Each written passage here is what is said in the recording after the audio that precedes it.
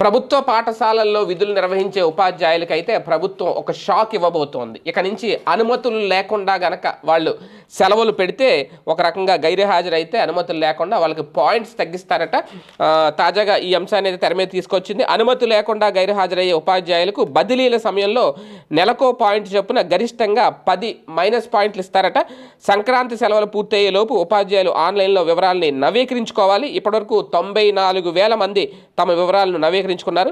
ఉపాధ్యాయుల బదిలీలకు చట్టం తీసుకొస్తారు. ప్రతి ఏడాది ఏప్రిల్, మే నెలల్లో బదిలీల ప్రక్రియ పూర్తి చేస్తారు. బదిలీల్లో కేటగిరీ వారీగా పాయింట్లు ఉంటాయి. అంటే ఖచ్చితంగా సాధారణంగా ఎవరు గైర్హాజరు అనేది తక్కువ ఉంటుంది, కానీ కొన్ని స్కూళ్ళల్లో ఉంటాయి. కాబట్టి అవన్నీ కూడా ఇప్పటికే మనం మరి ఫేస్ రికగ్నిషన్ అనేది తీసుకొచ్చారు జగన్మోహన్ రెడ్డి గారు. ఇప్పుడు అది ఉందో లేదో తెలియదు, మార్చేశారు ఆ యాప్. అది ఇప్పుడు మళ్ళీ ఫింగర్ ప్రింటు, ఈ అటెండెన్స్ రిజిస్టర్లోనే ఎంట్రీ చేస్తున్నారు. ఇప్పుడు ఇదైతే తీసుకొచ్చారు. ఎక్కడైనా ఉపాధ్యాయులకి ఒక రకంగా ఇది షాకింగ్ అవసరమే లేదు. ఎప్పుడు టైం టు టైం వెళ్ళొచ్చే వారికి ఎలాంటి ఇబ్బంది ఉండదు, కానీ సైలెంట్గా గైర్హాజరయ్యే వాళ్ళ కోసమే ఈ కొత్త నిర్ణయం అనుకుంటా మేబీ.